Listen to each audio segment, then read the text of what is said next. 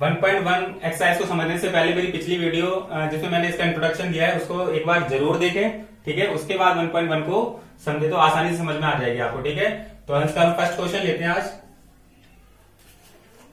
1.1 का first question है, क्या शून्य एक परिमेय संख्या है? ठीक है, हाँ शून्य एक परिमेय संख्या है, ठीक है। फिर क्या बोला हुआ इसमें, क्या इसे आप p बटे क्यू के रूप में लिख सकते हैं? शून्य एक परिमेय संख्या है, इसे हम p बटे क्यू के रूप में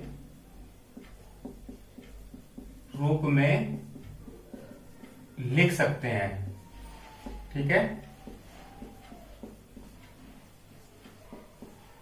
तो कैसे लिखेंगे? देखो,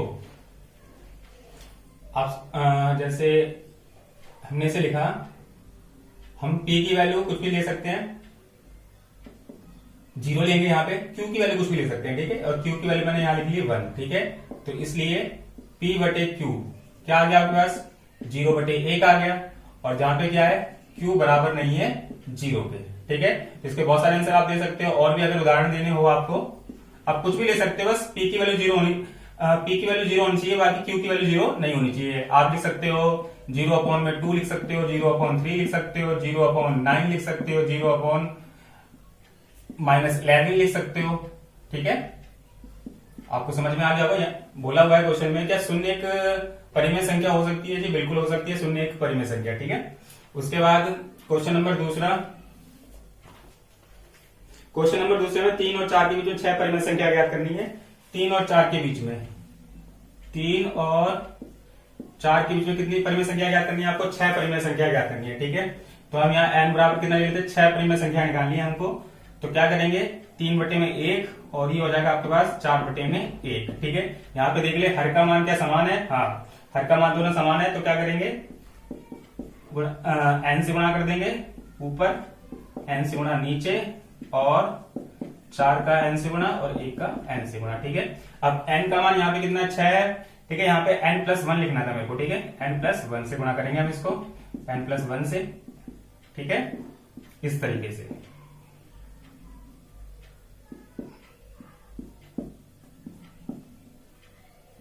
n से, ठीक है। अब यहाँ वैल्यू पुट कर देते हैं। तो 3, n की वैल्यू कितनी ली हमने? 6, तो 6 + 1 कितना हो जाएगा? 7 हो जाएगा। 1, n की वैल्यू कितनी है? 6, 6 + 1 7, और ठीक है 4, n की वैल्यू 6, 6 + 1 7 हो जाएगा, और 1 गुणा में 7। तो ये आपके पास क्या आ जाएगा? ये आपके पास आ जाएगा, देखो 3 सत्ते कितना होता है? 21 हो गया, 7 एकम 7 हो गया, ठीक है। और 4 सत्ते कितना होता है? 28 होता है, और 1 का 7 से गुणा करेंगे तो कितना आ जाएगा? 7, ठीक है। तो 3 और 4 के बीच में 6 परिमेय संख्याएं, 6 परिमेय संख्याएं कौन कौन सी होंगी? देखो 21 तो ले नहीं सकते, तो अब क्या आएगा? 22/7 आएगा, 23/7 आएगा, 24/7 आएगा, 25/7 आएगा, 26/7 आएगा, और कितना आएगा आपका? 27/7 है, ठीक है। इस तरीके से इन क्वेश्चन को करना है। यहाँ पे 1 2 3 4 5 6 संख्याएं बोली हमको, और 6 संख्याएं आगे, ठीक है। याद रहे आपको, ये नीचे इधर वाली वैल्यू जो है वो क्या करनी होती है? बराबर करनी होती है। यहाँ पे अलग अलग वैल्यू, तो इसको क्या करना होगा? आपको बराबर करना होगा। देखो उदाहरण एक और कोई आप समझ सकते हो। उदाहरण से मैं अगर आपको समझाना चाहूं, जैसे मान लो आपको दे रखा है 2/3, ठीक है, और दे रखा है आपको 3/4, ठीक है। अब यहां आप देख रहे हो जो हर है, ठीक है, ये बराबर नहीं है, ठीक है।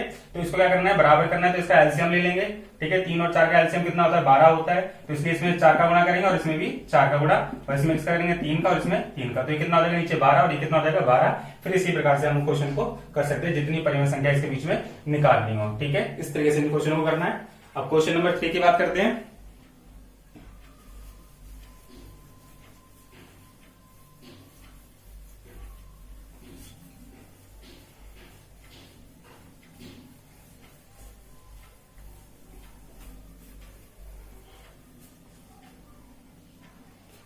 क्वेश्चन नंबर 3 में दिया हुआ है आपको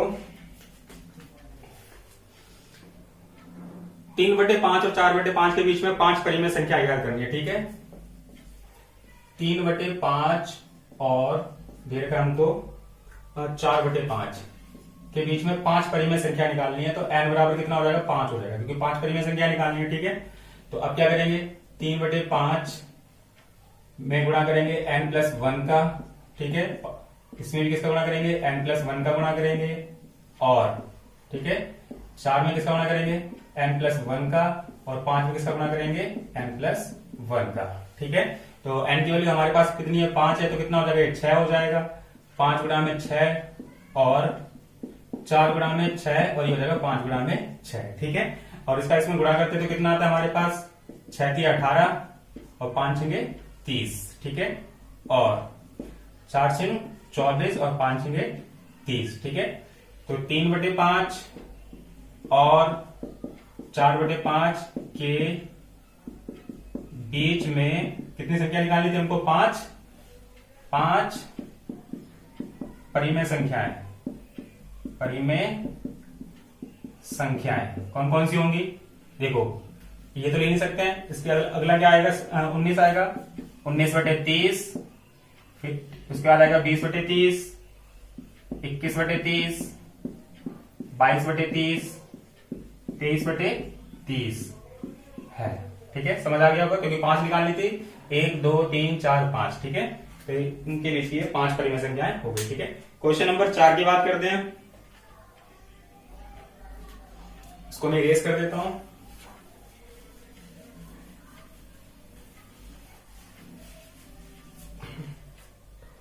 अब क्वेश्चन नंबर 4 में दे रखा है आपको सत्य और असत्य बताना है। ठीक है, तो पहला पॉइंट है कि, और कारण भी बताना है, प्रत्येक प्राकृत संख्या एक पूर्ण संख्या होती है। ठीक है, प्रत्येक प्राकृत संख्या क्या होती है, पूर्ण संख्या। तो ये बात सत्य है। ठीक है, क्यों सत्य है, देखो पहले आप समझ लो, पहले प्राकृत संख्या लिखता हूं मैं। प्राकृत संख्या कौन सी होती है, 1 हो गई, 2 हो गई, 3 4। ठीक है, इस तरीके से ये सारी क्या है, आपकी प्राकृत संख्या है। ठीक है, प्राकृत संख्या। ठीक है, अब उसके बाद पूर्ण संख्या की बात करें तो उसमें 0 और आएगा, क्या आ जाएगा आपका, 0 और आ गया। तो अब ये क्या संख्या बन गई है, ये पूर्ण संख्या बन गई है आपकी। कौन संख्या बन गई, पूर्ण संख्या। ठीक है, ये क्या है, प्राकृत संख्या है अंदर की। ठीक है, अब यहां देख रहे हो क्वेश्चन ये पूछा जा रहा है आपसे कि प्रत्येक प्राकृत संख्या पूर्ण संख्या होती है। तो प्रत्येक प्राकृत संख्या, देखो जितनी भी यहाँ पे प्राकृत संख्या ये सब क्या है, पूर्ण संख्याओं के अंदर आ रही है। क्या 2 पूर्ण संख्या के अंदर आ रहा है, बिल्कुल आ रहा है। क्या 3 पूर्ण संख्या के अंदर आ रहा है, बिल्कुल आ रहा है। 1 आ रहा है, बिल्कुल आ रहा है। ठीक है, तो सारी संख्याएं पूर्ण संख्या के अंदर आ रही है। ठीक है, तो अब देखो सत्य है, क्योंकि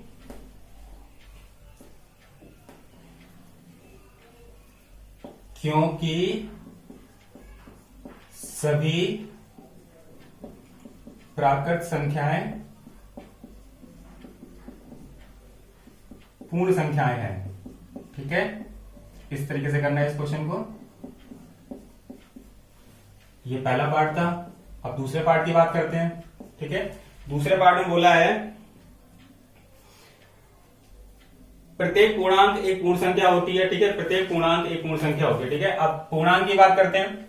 ठीक है, अब इसमें जैसे माइनस का 1 आ जाए, माइनस का 2 आ जाए, माइनस का 3 आ जाए, तो ये सारी संख्या क्या होंगी, ये आपकी कौन सी संख्या हो जाएंगी, पूर्णांक संख्या हो गई, पूर्णांक संख्या। ठीक है, आपको समझ आया, इस तरीके से चलती चली जाएंगी।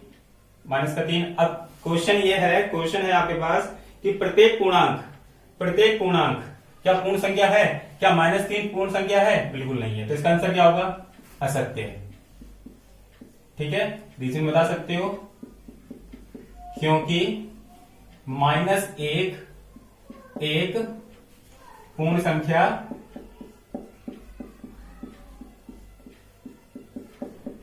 नहीं है। ठीक है, समझ आ गया वो सभी को। तीसरा पॉइंट इसका जो दे रखा है,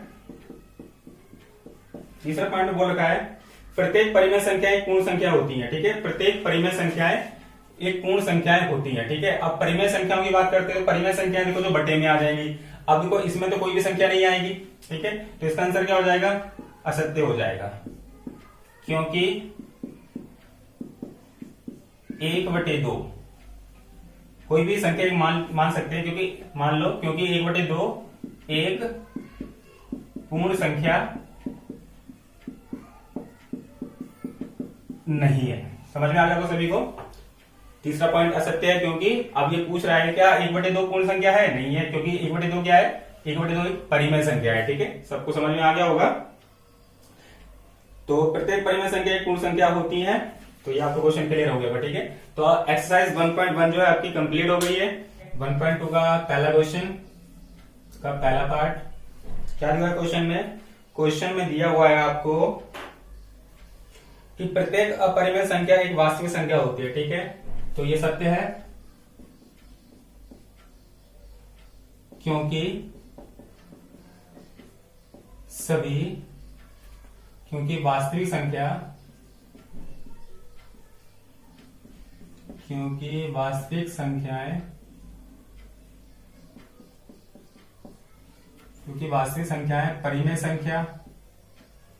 परिमेय और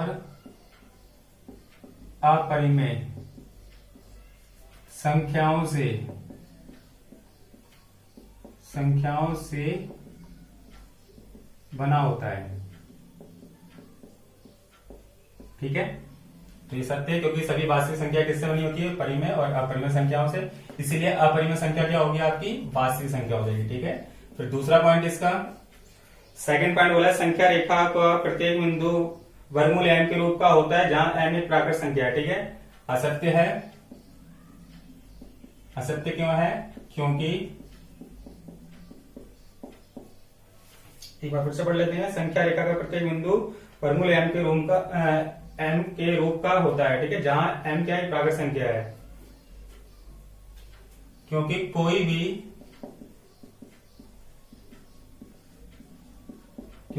भी ऋण संख्या का वर्गमूल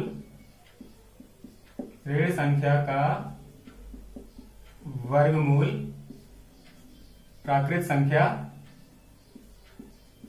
नहीं हो सकता है। ठीक है, नहीं हो सकता है। समझ में आ गया होगा? उदाहरण के लिए आप समझ सकते हो।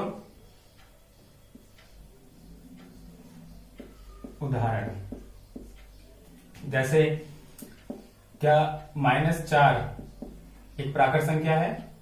यहां पर -4 जो है, -4 प्राकृत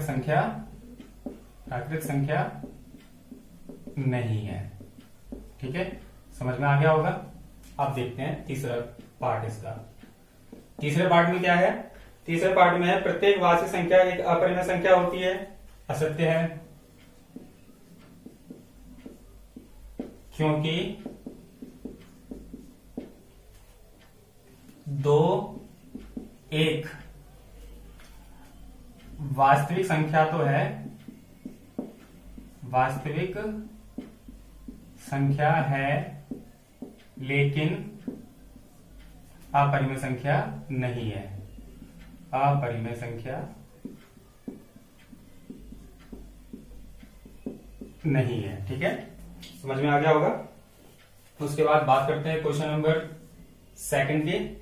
तो सेकंड क्वेश्चन दूसरे क्वेश्चन में दिया हुआ है, क्या सभी धनात्मक पूर्णांकों का वर्गमूल अपरिमेय होता है? ठीक है, नहीं होता।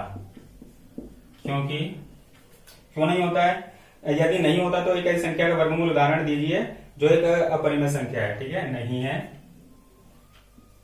उदाहरण, अब जैसे हम कोई भी एक संख्या लेंगे, जैसे वर्गमूल 4। ठीक है, अब उदाहरण के लिए वर्गमूल 4 क्या होता है? 2। तो ये क्या है? एक परिमेय संख्या है। ठीक है, जबकि हमने क्या पढ़ा है कि जितनी भी संख्या वर्गमूल में होती है सारी अपरिमेय होती है, किंतु आपको याद रखना है पहले इसको सॉल्व करके देखना है। क्या एक उदाहरण ले सकते हैं, जैसे वर्गमूल 9 है। ठीक है, तो इसका आंसर क्या हो जाएगा? 3। ठीक है, तो ये भी क्या है? एक परिमेय संख्या है। आप और भी उदाहरण ले सकते हो, जैसे वर्गमूल आपने 16 ले लिया, इसका क्या हो जाएगा? 4 हो जाएगा। ठीक है, तो ये सारी क्या है? आपकी परिमेय संख्याएं हैं, किंतु हम जानते हैं कि वर्गमूल में होता है तो अपरिमेय होता है, किंतु आपको पहले सॉल्व करना है। सॉल्व करके जो आंसर आएगा उसके बाद आपको अपना जवाब देना है। तो याद रहे, कभी आप वर्गमूल में देख लो और आप तुरंत जवाब दे दो कि यह अपरिमेय संख्या है। ठीक है, ऐसा नहीं होता है। आप जैसे अंडर रूट 8 है, वर्गमूल 8 है, ये एक अपरिमेय संख्या है। ठीक है, ये क्या है, एक अपरिमेय संख्या है। ठीक है, वर्गमूल 8 क्या है, एक अपरिमेय संख्या है, क्योंकि ये किसी संख्या का वर्ग नहीं होता। तो आपको समझ में आ गया होगा। अब वो करना सिर्फ इतना ही है। ठीक है, यहां तक कर लेना बस, ये यहां तक।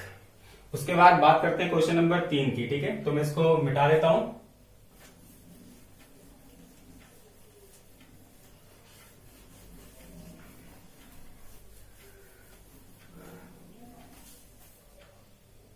क्वेश्चन नंबर 3 में क्या कहा गया है, क्वेश्चन नंबर 3 में बोला गया है आपसे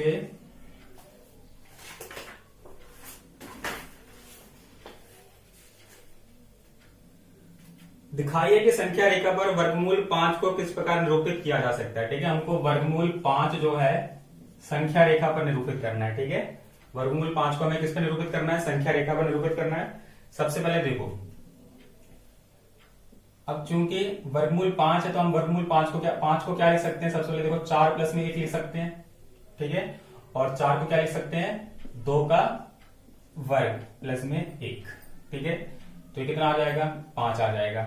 अब देखो, हम मान लेते हैं, हम इसमें एक इकाई इसको मानेंगे और एक इसको मानेंगे। सबसे पहले हम एक रेखा खींचते हैं इस तरीके से। ठीक है, जिसमें हमने, ये हमारा क्या हो गया, इसको हमने O बिंदु ले लिया और इसको हमने ले लिया OX, एक रेखा खींची।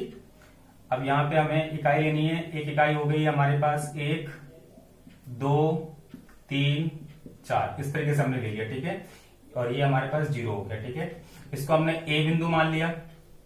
तो सबसे पहले हमें 2 चाहिए, तो 0 से लेकर 2 हमने यहां तक 2 इकाई ले ली। ठीक है, इसके बाद हमें क्या करना है कि A बिंदु A पर, ठीक है, OA यहां पे हमने लिया, OA कितना लिया, 2 इकाई। आप चाहें तो इसको एकक भी बोल सकते हो। ठीक है, OA हमने कितना लिया, 2 इकाई लिया। उसके बाद A को केंद्र मानकर इस पर एक लंब खींचना है। ठीक है, A को केंद्र मानकर इस पर एक लंब खींचना है ऐसे करके। ठीक है, सीधा स्ट्रेट प्रकार, और किसकी सहायता से खींचना है, कंपास की सहायता से, सॉरी स्केल की सहायता से। ठीक है, इस तरीके से। अब क्या करना है, आपको एक इकाई लगानी है इस पे। तो हम यहां से A से भी एक प्रकार में खोलेंगे, यहां से लेके यहां तक नापेंगे इसको, यहां से और बिंदु A को केंद्र मानकर यहां से एक चाप लगा देंगे जो बिंदु B पर मिलेगी। ठीक है, तो AB कितना हो जाएगा, यहां पे आपका AB हो जाएगा 1 इकाई, या आप एक एकक भी बोल सकते हो। ठीक है, उसके बाद क्या करेंगे, और B को मिला देंगे, बिंदु और B को क्या कर देंगे, मिला देंगे इस तरीके से। ठीक है, अब हमें पता करना है कि इसका मान कितना होगा। तो हमने पाइथागोरस प्रमेय के बारे में पढ़ा हुआ है, तो हम पाइथागोरस प्रमेय बाय पीजीटी, पाइथागोरस प्रमेय का यूज करेंगे। हमें क्या निकालना है, OB कर्ण का स्क्वायर। ठीक है, कर्ण का स्क्वायर किसके बराबर होता है, आधार का स्क्वायर। आधार क्या आपके पास, OA, और प्लस में लंब का स्क्वायर मतलब AB। ठीक है, अब OB कितना आपके पास, ये तो हमको निकालना है। OA का मान कितना है, 2, तो हमने 2 का वर्ग कर दिया। AB कितना है हमारे पास, 1 का वर्ग कर दिया। ठीक है, और उसके बाद OB, और ये वर्ग था, इसके ऊपर किस में आ जाएगा, वर्गमूल में आ जाएगा। ठीक है, तो 2 दूनी कितना होता है, 4, और 1 एकम होता है 1, तो कितना आ गया, 5। तो OB का मान कितना आ गया आपके पास, वर्गमूल 5। OB का मान आया आपके पास वर्गमूल 5। ठीक है, और अब क्या करना है, O को केंद्र मानना है, O को केंद्र मानकर और OB को त्रिज्या मानकर। ठीक है, O को केंद्र माना और OB को त्रिज्या मानकर हमने क्या किया, एक चाप लगा दी। क्या लगा दी, एक चाप यूं करके। ठीक है, इस तरीके से यहां पे काटेगा, और ये कौन सा बिंदु हो गया आपका, P बिंदु। ठीक है, कौन सा बिंदु हो गया, P बिंदु। अब देखो यहां से यहां तक रूट 5 है, वर्गमूल 5 है, तो ये भी यहां से यहां तक कितना हो जाएगा, वर्गमूल 5 हो जाएगा। ठीक है, तो ये कितना आ गया आपके पास, लिख दोगे आप, अतः बिंदु P वर्गमूल, अतः बिंदु P वर्गमूल 5 पर है, या 5 को दर्शाता है, को दर्शाता है। ठीक है, इस तरीके से करना है। ये क्वेश्चन आपका कंप्लीट हो गया है। क्वेश्चन नंबर 4 की बात करें तो क्वेश्चन नंबर 4 जो है क्रियाकलाप है, वो आपको इसी प्रकार करना है। Thank you.